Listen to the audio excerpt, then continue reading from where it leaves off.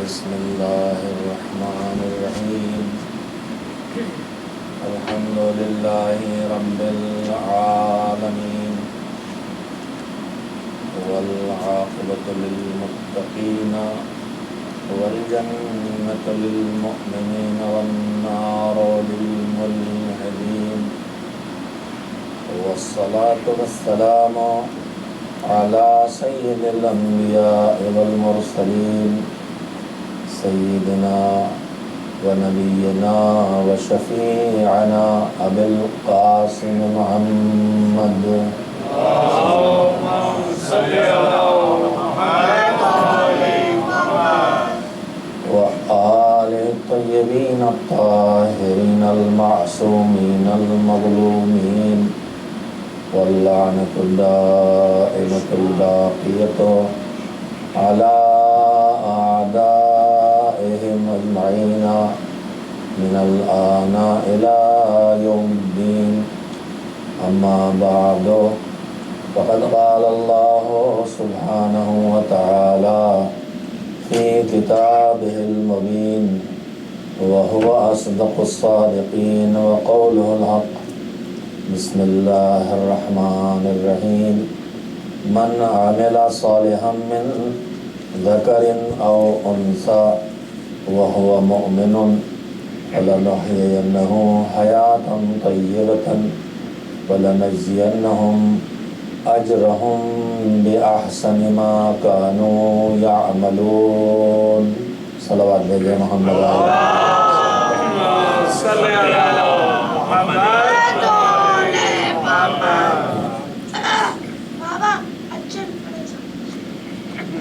بے شک اللہ تمہاری دعا کو قبول کرے۔ مالک کائنات کا اعلان ہے، وعدہ ہے ہر صاحب ایمان مرد سے اور ہر مومنہ خاتون سے کہ تم جب اچھے کاموں کو انجام دو گے تو ہمارا وعدہ ہے اور پرزور لہجے میں وعدہ کر رہا ہے مالک کہ ہم تمہیں پاک و پاکیزہ زندگی عطا کریں گے اور تمہارے اعمال میں جو تمہاری جزا بنتی ہے اس فہرست میں جو تمہارا سب سے بہتر عمل ہوگا اور اس پر جو سب سے بہتر جزا کے تم حقدار بنو گے اس معیار پر ہم تمہارے اعمال کی سارے اعمال کی جزا دیں گے۔ عزیزان محترم، میں نے اب تک گفتگو جو آپ حضرات کے سامنے رکھی ہے اس کا ایک ہی مقصد تھا کہ اس آیہ کریمہ کے وعدے پر اعتبار کرتے ہوئے ہم دو کوششیں اپنی زندگی میں جاری رکھیں۔ اللہ نے ایمان کی ابتدائی منزل تو ہم کو ہماری کوشش کے بغیر عطا کر دی ہے، لیکن اس ایمان کو مسلسل آگے بڑھانے کی گنجائش بھی ہے، اور جو ایمان بھی ہمارے پاس ہے جس مرحلے کا بھی ہے اس ایمان کے کسی وقت بھی چھن جانے کا ڈر بھی ہے۔ ایمان کے چلے جانے کی بھی دو شکلیں ہوتی ہیں، میں باتیں روز تھوڑی تھوڑی دہراتا ہوں تاکہ ذہن نشین ہو جائیں۔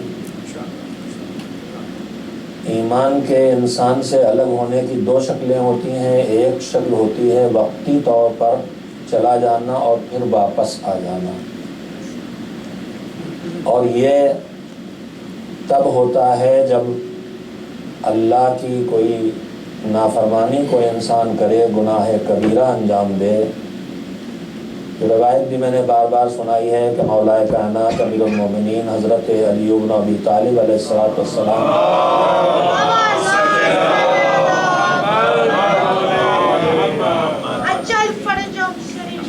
دو گزارشیں کروں گا، ایک یہ بیچ کا گیپ خالی کر دیے، آپ حضرات اٹھ کے آ جائیے، مجھے اچھا لگتا ہے، آرام سے میں بات کرتا ہوں۔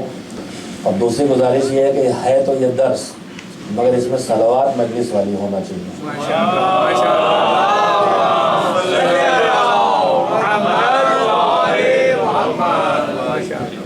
درس کا مطلب یہ نہیں کہ ایک دم ٹھنڈے ہو کے بیٹھ رہے ہیں، دماغ خالی کام کرے، دل نہ لگے۔ مجلس میں دل دماغ کو لے کے آتا ہے، دل کے ذریعے دماغ کو کام میں لاتے ہیں، تو یہاں خالی دماغ لے کے نہ آئیے، اس لیے کہ مجلس بھی ایک درس ہے اور درس بھی انہی کا پیغام ہے، کوئی الگ سے کوئی چیز اپنا کوئی ذاتی نظریہ یہاں عرض نہیں کیا جا رہا ہے۔ تو ایمان انسان سے جدا ہو سکتا ہے، اور جدا ہونے کے دو طریقے، دو قسمیں بنتی ہیں، اللہ ان دونوں سے ہم کو محفوظ رکھے۔ ایک روایات جس میں مولا کائنات کا جملہ میں نے بار بار دہرایا ہے کہ جب انسان بدکاری کرتا ہے، چوری کرتا ہے یا کوئی اور جرم کرتا ہے، تو اس وقت اس کے پاس ایمان نہیں ہوتا، اتنی دیر کے لیے اس کے پاس سے ایمان چلا جاتا ہے۔ اب اس کے بعد آدمی اپنی اس غلطی کی طرف ملتفت ہوا، متوجہ ہوا، توبہ کی، تو ایمان پھر واپس آ جاتا ہے۔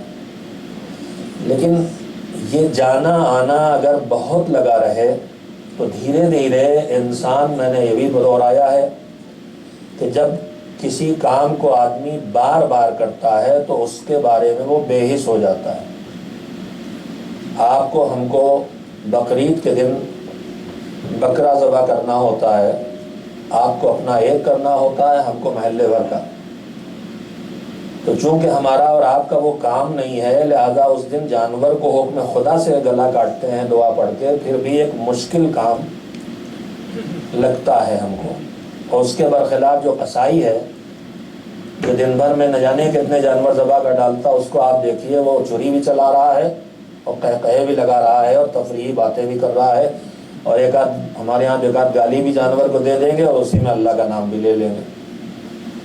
تو یہ دونوں میں فرق کیوں ہو گیا؟ اس لیے کہ ایک وہ آدمی ہے جو یہ کام روز نہیں کر رہا ہے، تو بے حسی نہیں پیدا ہوئی اس میں۔ جانور کا گلا بھی کاٹنا ہے، حکم خدا سے کاٹنا ہے، تب بھی ایک تردد کی کیفیت، ایک زحمت محسوس ہوتی ہے۔ لیکن جو ذبح کرنے کا عادی ہو گیا، جو روز یہ کر رہا، اس میں بے حسی پیدا ہو جاتی ہے۔ تو جس کام کو آدمی بار بار دہراتا ہے اس میں بے حس ہو جاتا ہے، اور جب بے حس ہو جاتا ہے تو پھر اسے ظاہر ہے کہ اچھا برا کچھ بھی ہو، برائی کو بار بار دوہرا کے بے حسی آنے کا مطلب یہ ہے کہ جب احساس ہی نہیں ہو رہا ہے کہ ہم غلطی کر رہے ہیں، تو پھر شرمندگی بھی پیدا نہیں ہوگی، اور شرمندگی نہیں پیدا ہوگی تو توبہ کا خیال نہیں آئے گا، اور توبہ کا خیال نہیں آئے گا تو ایمان کی واپسی کا دروازہ بند ہو گیا۔ گناہ کر کے ہم نے ہٹایا ایمان کو، اور توبہ نہ کر کے واپسی کا دروازہ بند کر رکھا۔ تو مسلسل کثرت گناہ اور شدت گناہ، اور اس میں خاص کر کے کچھ چیزیں ہیں جو انسانی دل کو، گناہوں کے اندر بھی کچھ ایسی چیزیں ہیں جو خاص کر کے انسان کو ایمان سے دور بھی کرتی ہے، اور اچھی باتوں کا اثر لینے کی صلاحیت ان سے چھین لیتی ہیں۔ میں اس کو بھی بار بار دہراتا ہوں، خاص کر کے اپنے موجودہ نسل کے جوان بھائیوں سے اور بیٹیوں سے، بہنوں سے، اللہ ان کے گھروں کو آباد رکھے۔ آپ خاص کر کے خیال کیجئے کہ آپ کے اپنے گھر میں آپ کوئی ایسی چیز نہ کھائیں نہ کھلائیں جس کے جائز ہونے کا آپ کو یقین نہ ہو۔ حرام غذا، نجس غذا بدن میں جائے گی تو اپنا اثر کرے گی، اور اس کا سب سے بڑا نقصان یہ ہوتا ہے کہ حرام غذا کا سب سے بڑا نقصان، نجس غذا کا سب سے بڑا نقصان یہ ہوتا ہے کہ وہ دل کو سخت بناتی ہے، یعنی اچھے بات کا اثر لینے سے انسان کو محروم کرتی ہے۔ یہ جملہ آپ خطبہ سے، ذاکرین سے، علماء سے مسلسل سنتے ہیں۔ ہم آپ اچھی باتیں کہتے ہیں تو وہ ائمہ کی باتیں ہیں جو ہم دہراتے ہیں، جو راویوں نے سنی، جو انہوں نے اماموں کے، ان سے ممکن ہوا تو منوہن ائمہ کے الفاظ کو یاد کر کے منتقل کیا۔ یہ بہت بڑا احسان ہے ان بزرگوں کا ہمارے، کبھی ہم نے اس پہ غور نہیں کیا ہوگا۔ یہ اتنی بڑی کتاب نہج البلاغہ، یہ اس وقت کوئی کاغذ قلم لے کے نہیں بیٹھا تھا لکھنے کے لیے، وہ صاحبان ذوق تھے۔ اللہ نے ان کو ایمان کی وہ اونچی کوالٹی دی تھی کہ ایک بار سن کے انہیں یہ سب یاد ہو جاتا تھا، انہوں نے نسلوں منتقل کیا۔ اتنی بڑی کتاب دعاؤں کی صحیفہ کاملہ، جس کے ایک ایک لفظ کو اٹک اٹک کے ہم آپ پڑھتے ہیں، وہ زبانی یاد تھی اور وہ منتقل ہوئی. جناب زید شہید رحمت اللہ علیہ نے اسے کتابی شکل میں جمع کر کے اگلی نسلوں کے لیے پیش کر دیا سید سجاد سے سن کے. تو یہ صلاحیتیں جو اللہ دیتا ہے، یہ معنویت جو دیتا ہے، یہ دماغ اور دل کو جو قوتیں دیتا ہے کہ معصوم کی باتوں کو من و عن محفوظ کر کے آدمی منتقل کرنے کے لائق بن جائے، یہ دیتا ہے عبادتوں کی بنیاد پر، یہ دیتا ہے تقوی کی بنیاد پر، یہ دیتا ہے اللہ کی معرفت کی بنیاد پر، یہ دیتا ہے حرام غذاؤں سے بچنے کی بنیاد پر، یہ دیتا ہے شبہے کی جگہ غذاؤں ان کھانوں سے بھی بچنے پر جہاں شبہہ بھی پیدا ہو جائے کہ ہو سکتا ہے یہ حرام ہو سکتا ہے یہ نجس ہو. میں نے یہاں ایک جملہ کہا ہے، آپ سے دہرانا چاہتا ہوں. 2 طرح کے مسائل ہوتے ہیں، ایک جائز اور ناجائز کا وہ کنارہ کہ اس سے ذرا ہٹے. میں نے کبھی آپ کے سامنے مثال دہرائی ہوگی کہ میرے بزرگ اور مربی اور معلم اور ہندوستان کے بہترین واعظ اور خطیب اعظم مولانا سید غلام عسکری اللہ مقامہ، جن کے نام کو میں اکثر لیا کرتا ہوں، وہ کہتے تھے اللہ نے جو یہ جائز میں جہاں کرنا ہے وہاں 2 قسمیں کر دی کاموں کی، اور جہاں نہیں کرنا وہاں بھی 2 قسمیں کر دی. تمہیں جو کام کرنا ہے کچھ کام اس نے واجب کر دیے. اچھے کاموں کی ایک قسم ہے واجب ہے، اور اچھے کاموں کی ایک قسم ہے سنت اور مستحب ہے. واجب کو کرنا لازمی ہے، چھوڑ نہیں سکتے، سزا ملے گی. اس لیے کہ چھوڑنے میں اتنا بڑا نقصان ہے کہ اللہ نہیں چاہتا کہ اس نقصان کو تم اٹھاؤ. میں دہراتا ہوں ان باتوں کو. مستحب کے کرنے میں فائدہ بہت ہے، چھوڑنے میں اتنا بڑا نقصان نہیں، لہذا اللہ وہاں چھوڑنے کی سختی نہیں کرتا. کرو فائدہ پہنچاؤ گے، چھوڑ دو گے سزا نہیں دیں گے. جو ہمیں نقصان پہنچانے والے کام ہیں، میں ان فلسفوں کو، ان حکمتوں کو روز اس لیے دہراتا ہوں کہ میرے جوانوں کے ذہنوں میں یہ بات بیٹھ جائے کہ یہ رسمی شکل نہیں ہے دین کی. جیسے ڈاکٹر ہم سے کہتا ہے یہ دوا کھاؤ، یہ کھانے کھاؤ، یہ پرہیز کرو، تو دوا یہ والی تو کھانا ہی ہے، اور یہ غذا اس کے ساتھ لوگے، یہ سپلیمنٹ لوگے تمہارے لیے اور اچھا ہے.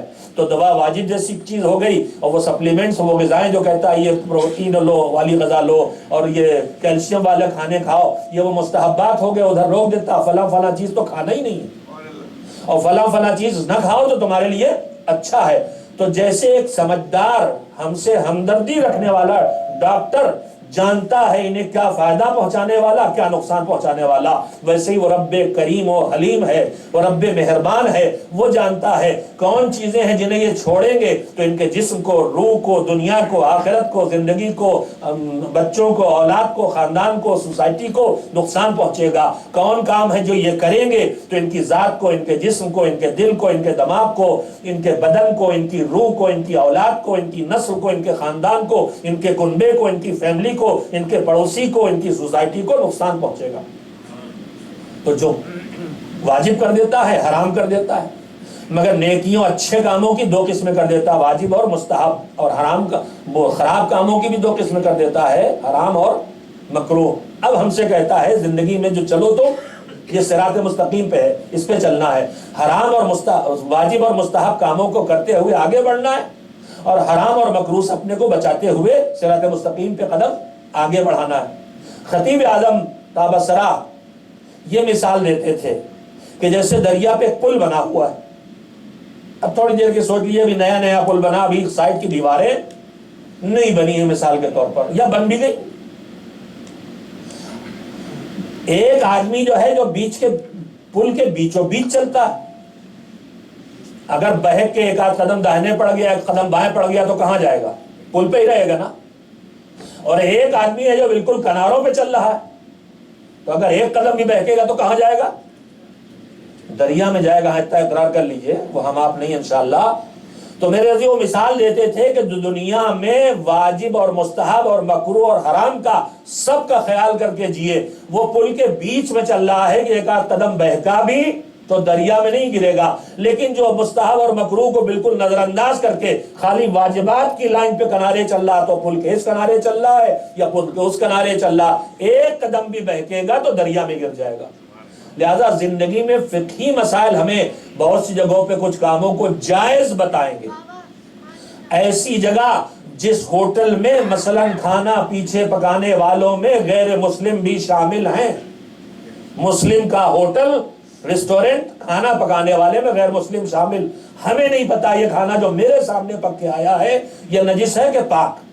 تو اس کا حکم یہ ہے کہ یہ پاک ہے، اور اس کا دوسرا حکم یہ ہے کہ جب پاک ہے تو کھا سکتے ہو۔ لیکن یہاں احتیاط کیا کہہ رہی ہے؟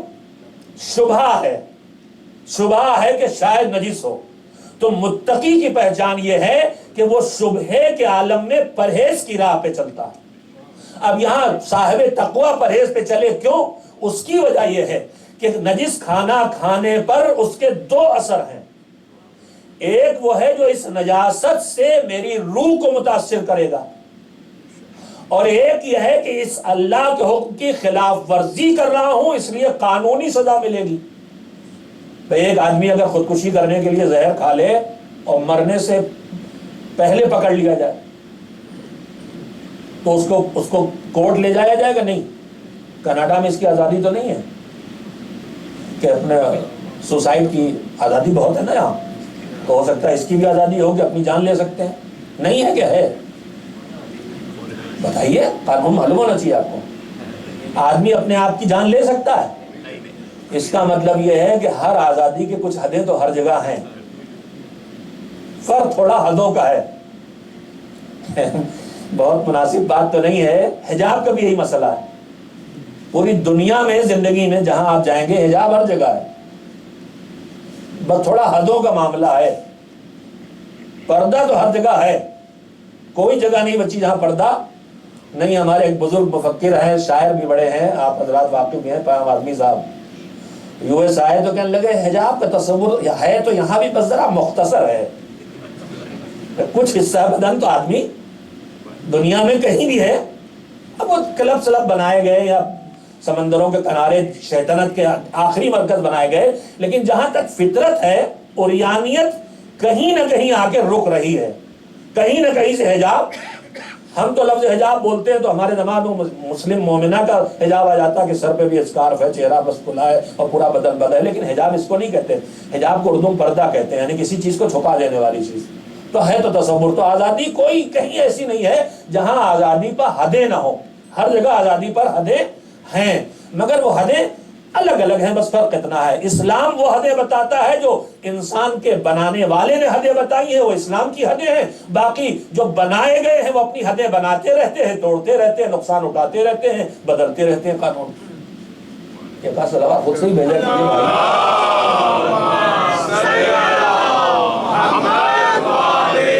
میں یہ کہہ رہا تھا کہ خودکشی کرنے والا پکڑا گیا، زہر کھایا تھا اور مرنے سے پہلے پکڑ لیا گیا۔ اب پکڑ لیا گیا تو کیا ہوگا؟ پہلے تو اسے لے جائیں گے اسپتال۔ ارے میں نے کہا اسپتال کیوں لے جا رہے ہیں؟ ارے کہا اس نے زہر کھایا ہے، اگر زہر اس کے پیٹ میں ایسی رہے گا تو اپنا کام کرے گا۔ کیا کام کرے گا؟ کہا مار ڈالے گا اس کو۔ تو پہلے تو اس کا علاج کریں گے اور اس کے بعد پھر لے جا کے اسے سزا دیں گے جو اس نے قانون توڑا ہے۔ کیا تو اپنا ہی نقصان تو کر رہا تھا؟ کہا نہیں، یہ ہماری مملکت میں رہتا ہے، لہذا اس کی حفاظت ہماری ذمہ داری، اس لیے جب یہ اپنے کو بھی نقصان پہنچائے گا تو ہم اسے سزا دیں گے تاکہ آدمی اپنے آپ کو نقصان نہ پہنچائے۔ تو جو قانون شریعت ہے، جس حکم سے جہاں بھی اللہ کا کوئی حکم ہے، اس حکم کے توڑنے کے دو نقصان انسان کو ہوتے ہیں۔ ایک اس کا وہ فطری اثر ہوتا ہے جو زہر کھانے والے کے بدن پہ پڑا۔ توجہ دیں آپ، زہر کھانے والے نے زہر کھایا تو اس کا ایک فطری اثر زہر کا بدن پر پڑے گا، اور ایک وہ پکڑا گیا تو قانونی سزا اسے ملے گی۔ تو اگر پکڑا نہ جائے تو قانونی سزا تو نہیں ملے گی، لیکن جو اس کا فطری اثر ہے وہ تو پڑے گا۔ تو میرے عزیزوں، میں اپنے بیٹوں سے بیٹیوں سے پھر کہنا چاہتا ہوں، میک ڈونلڈ سے لے کے اور یہ کیا نام ہے آپ کا یہاں زیادہ مشہور ہے، ٹم ہارٹن، اور یہاں جہاں بھی آپ کو ذرہ برابر بھی شبہ ہو تو ٹھیک ہے، قانون کے لحاظ سے وہ غذا پاک ہے، طاہر ہے، لیکن اگر شبہ ہے کہ یہ حرام ہے، یہ نجس ہے، یہ اس میں کوئی ایسی چیز ملی ہے، تو حتی الامکان اس سے اپنے آپ کو بچانا بہتر ہے ہمارے حق میں۔ اس لیے کہ جیسے زہر بدن میں جائے گا تو بدن کو نقصان پہنچائے گا، ویسے یہ نجس غذا بھی زہر ہے، یہ قانونی سزا نہ بھی ملے، زہر بدن میں اترا ہے تو نقصان پہنچائے گا۔ اسی لیے بہت سے لوگ دیکھتے ہیں کہ گریہ ہو رہا ہے، موعظہ ہو رہا ہے، مجلس میں حسین کے نام پہ بہت سے لوگ رو رہے ہیں۔ میں قانون نہیں بتا رہا ہوں، لیکن کچھ لوگ ہیں بیٹھے رہتے ہیں، میں کسی کو خدا نہ کرے میں کہہ نہیں رہا، بعض مومنین بعض حضرات ہیں جن کے آنسو نہیں بہتے، دل رنجیدہ ہوتا ہے، لیکن سخت دلی ایک بہت بڑی بیماری ہے مذہب میں۔ کسی کی مصیبت پہ دل نرم نہ ہونا، کسی کی خوشی پر دل میں خوشی کا احساس نہ پیدا ہونا، اچھی بات کا اثر انسان کے اوپر مرتب نہ ہونا، یہ ساری چیزیں سخت دلی سے پیدا ہوتی ہیں۔ اور سخت دلی جو انسان میں پیدا ہوتی ہے وہ گناہوں کے دہرانے سے پیدا ہوتی ہے اور نجس غذاؤں کے کھانے سے پیدا ہوتی ہے۔ لہذا میری گزارش یہ ہے میرے عزیزو کہ دو چیزیں ہیں، ایک ایمان اور ایک عمل صالح۔ ایمان کی دو قسمیں ہیں، ایک ایمان جو چلا جاتا ہے، ایک ایمان جو ٹک جاتا ہے۔ جو ایمان چلا جاتا ہے اس کی پھر دو قسمیں ہیں، ایک ایمان جا کے جو واپس آتا ہے، ایک ایمان جو جا کے واپس نہیں آتا ہے۔ ہم ان باتوں کو اس لیے دہراتے رہیں کہ کم سے کم ہم اتنی حفاظت تو کر سکے کہ مالک سے جو ایمان ہمیں ملا ہے وہ جانے نہ پائے، رکا رہے، اور جتنا مل گیا ہے یہیں پہ رکا نہ رہے بلکہ ہم اسے اپنی کوششوں سے بڑھاتے رہیں۔ اور یہ ایمان جو کوششوں سے بڑھنے والا ہے، یہ کوششوں سے ایمان، دو کوششیں ہیں جس سے ایمان بڑھتا ہے۔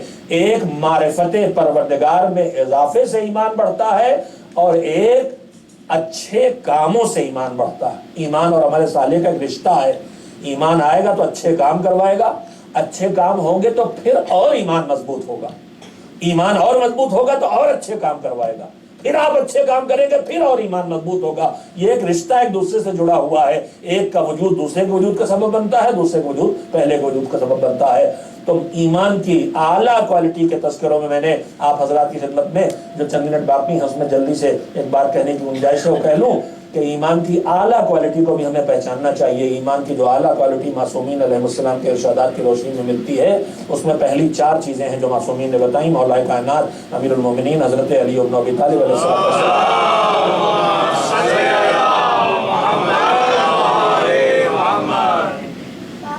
نے فرمایا ہے کہ ایمان کے چار ارکان ہیں، منزلیں ہیں، مراحل ہیں۔ اعلیٰ کوالٹی کی ایمان کی چار شرطیں ہیں: التوکل علی اللہ، اللہ پر توکل ایک، وہ تفویض الامر الی اللہ، اللہ کے حوالے اپنے تمام کاموں کو کر دینا دو، وہ تسلیم لامر اللہ، اور اللہ کا جو بھی ہمارے لیے حکم ہے اور احکام ہے ان کے سامنے بے چون و چرا سر جھکانا تین، والرضا بقضاء اللہ، اور اللہ نے جو ہمارے بارے میں فیصلے کیے ہیں ان فیصلوں کو خوشی کے ساتھ قبول کر لینا، یہ چار۔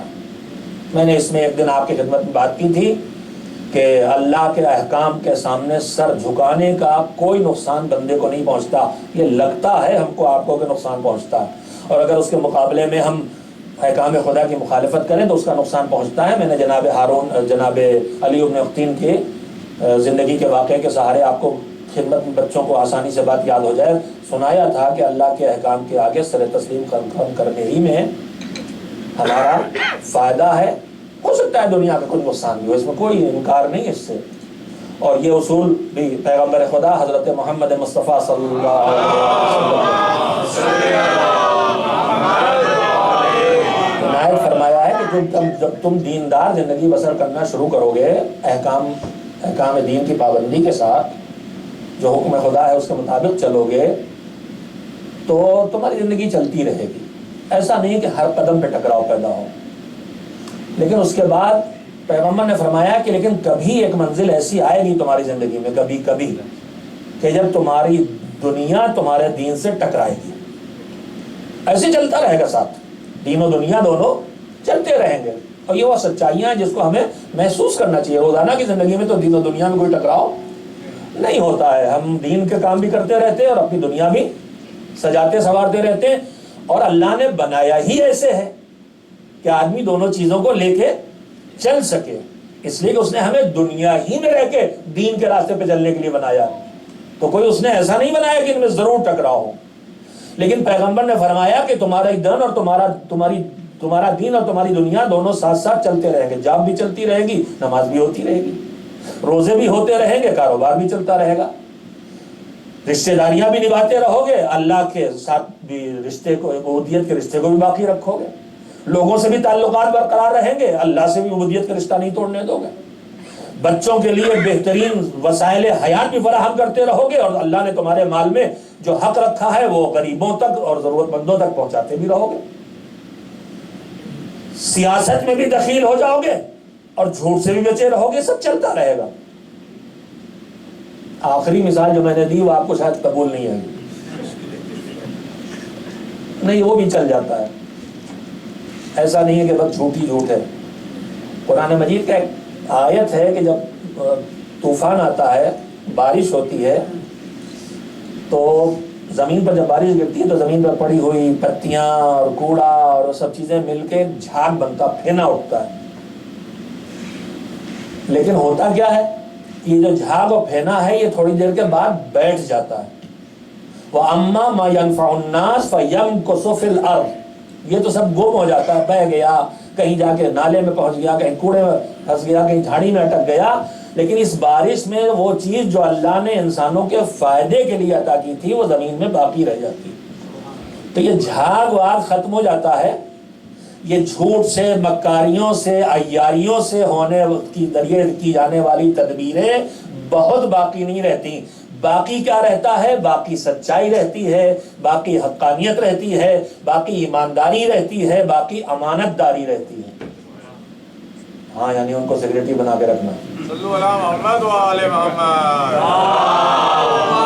صلی علی محمد و آل محمد۔ تو یہ حقائق ہیں۔ اب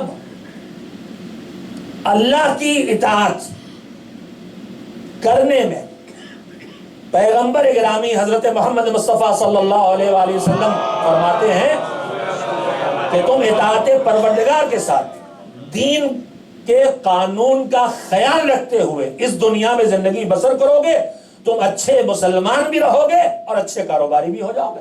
ایسا نہیں ہے کہ اچھے مسلمان اور اچھے کاروباری نہیں ہو سکتے، تم اچھے مومن بھی رہو گے، اچھے سیاسی بھی ہو جاؤ گے، ہو جائے گا، چلتی رہے گی زندگی۔ مگر ایک وقت کبھی ایسا آئے گا جب تمہارا دین تمہاری دنیا سے ٹکرائے، یا روایت ہو سکتا دونوں ہو کہ تمہاری آخرت تمہاری دنیا سے ٹکرائے۔ اب جب یہ ٹکرائیں کہ دین کچھ کہہ رہا ہے اور دنیا کی چالاکیاں کچھ کہہ رہی ہیں، دنیا کچھ چاہ رہی ہے اور آخرت کچھ چاہ رہی، تو اب مجھے فیصلہ کرنا ہے۔ مسلمان یہیں پہ کھڑا، اس سے پہلے تو مسئلہ ہی نہیں تھا کوئی، دونوں ساتھ چل رہے تھے، دین بھی دنیا بھی آخرت بھی، دونوں ساتھ چل رہے ہیں۔ اب جو ایک جگہ کھڑے ہوئے ایسی جگہ کہ اب یہاں یا دنیا لے یا آخرت لے۔ اب میں اس کی مثالیں آپ کو نہیں دوں گا ورنہ میرا وقت ضائع ہوگا۔ ہماری زندگی میں بہت جگہوں پہ ایسے مسائل آتے ہیں کہ ہم نماز چھوڑ دیں، روزہ چھوڑ دیں، اپنا مسلمان ہونا ظاہر نہ کریں، یا نماز روزہ سب کرتے رہیں، مسلمان ہونا ظاہر کریں، چاہے تعصب کا شکار ہو کے ہمیں جاب میں اس رفتار سے ترقی نہ ملے جو ملنا چاہیے۔ ہم میز پر جہاں اس کھانے کی میز پر جہاں شراب پی جا رہی ہے وہاں پارٹیز میں جا کے بیٹھے تاکہ ہمارا بزنس جو ہم نے انشورنس کا کر رکھا ہے پہلے، یا نہیں چھوڑ دیں اس کو، چاہے ہمارا بزنس اس رفتار سے نہ بڑھے۔ ہم اغیار سے جن کے ہاتھوں میں نجس پاک کا مسئلہ نہیں ہے، طہارت و نجاست کا خیال نہیں کرتے، مشرک ہیں، بت پرست ہیں، اہل کتاب بھی نہیں ہیں، ان سے اپنے رشتوں کو نبھائیں اور ان سے جو مل رہا وہ کھائیں پیئے، یا نہیں اس کھانے پینے سے اپنے کو روکے، چاہے وہ رشتہ ٹوٹے تاکہ اللہ سے رشتہ نہ ٹوٹے۔ یہاں پہ آدمی آگے دوراہے پہ کھڑا ہوتا ہے، میری بیوی فرمائش کر رہی ہے داڑھی منڈوا ڈالو، حرام ہے، الحمدللہ یہاں میں نے دیندار طبقہ پایا، انشاءاللہ یہاں ایسی فرمائش نہیں ہوگی۔ اب میں ایک حکم خدا کی مخالفت کر ڈالوں یا بیوی کو راضی رکھوں، یہاں دوراہا ہے جہاں آدمی آگے کھڑا ہوتا ہے۔ میری بہن حجاب کے ساتھ آئی ہے، نالائق شوہر مل گیا، کہہ رہا حجاب اتارو، سخت ترین مسئلہ ہے حیات کا، اسلامی دنیا میں مسائل ہیں، کیا کرے؟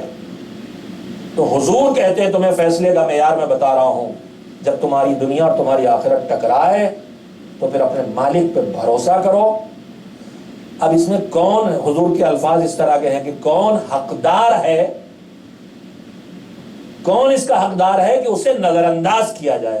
حضور نے نہیں کہا کہ کون اس کا حقدار ہے کہ اسے اپنایا جائے، کون اس لائق ہے کہ اسے نظر انداز کر دیا جائے. جب دنیا اور آخرت ٹکرائیں تو کون اس لائق ہے کہ اسے نظر انداز کر دیا جائے. تو حضور نے بنایا ہوا اسٹینڈرڈ اور معیار یہ ہے، حضور نے فرمایا کہ میری نگاہ میں دنیا اس لائق ہے کہ اسے نظر انداز کر دیا جائے، مگر آخرت کا نقصان نہ اٹھایا جائے. اس لیے کہ دنیا کا نقصان اگر آدمی اٹھائے گا بھی تو وقتی نقصان ہوگا، اور اللہ کے لیے نقصان اٹھائے گا تو اللہ اس کی بھرپائی کہیں سے بھی کر دے گا. دونوں باتیں سمجھیں. دنیا میں ہم نے دین کے اوپر پابندی پر عمل کر لیا، اس دعوت میں نہیں گئے جہاں شراب رکھی ہوئی دسترخوان پر نہیں گئے. میرا ایک بزنس بڑی پارٹی ملنے والی تھی، لاکھوں ڈالر کا ملنے والا تھا، نہیں ملا. مگر کیا اس لاکھوں ڈالر کا دوبارہ ملنا ممکن نہیں ہے؟ کیا وہ کریم پروردگار اس سے بڑی پارٹی نہیں بھیج سکتا؟ بھیج سکتا. وہ نقصان اس کی بھرپائی ہو سکتی ہے، اور اگر نہ بھی ہو تو ایک نقصان ایک ہو گیا اور تو زندگی چل رہی ہے. مگر آخرت میں جو نقصان ہو گیا اس کی کوئی نہ بھرپائی ہے اور نہ اس کا کوئی بدل ہے. اس لیے حضور نے کہا کہ جب دنیا اور آخرت ٹکرائیں تو دنیا کا نقصان ہو جانے دینا، آخرت کا نقصان نہ ہونے دینا، دین کا نقصان نہ ہونے دینا، دنیا کا نقصان ہو جانے دینا. اور اس کے بعد پروردگار عالم تم سے وعدہ کرتا ہے کہ تم اگر اس کی راہ میں کوئی کچھ دو گے. دینے کی دو صورتیں ہیں، ایک یہ کہ میں نے جیب سے نکال کے دیا، اور ایک یہ جو آ رہا تھا نہیں آیا اس لیے کہ میں نے دین کی پابندی کی. تو مالک کہتا ہے فَهُوَ يُخْلِفُهُ وَمَا أَنفَقْتُم مِّن خَيْرٍ فَهُوَ يُخْلِفُهُ. تم اللہ کی راہ میں جو بھلائی کی راہ میں خرچ کرو گے تمہیں اس کا بہتر بدلہ دے گا، اور تمہیں اس کے بعد بھروسہ ہونا چاہیے، اس لیے کہ ہوا خیر الرازقین، اس لیے کہ بہترین روزی دینے والا ہے. وقت ختم ہو گیا میرے عزیزو.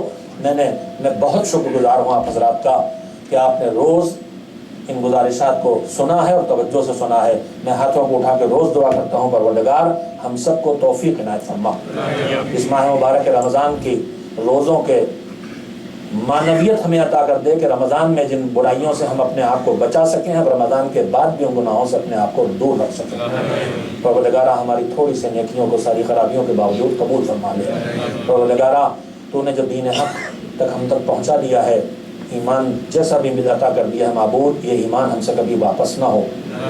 ہمارے ایمان میں جو اضافے کی راہیں ہیں معبود، وہ راہیں ہمیں دکھلا دے اور ان راہوں پر چلنے کی ہمیں توفیق عطا کر دے.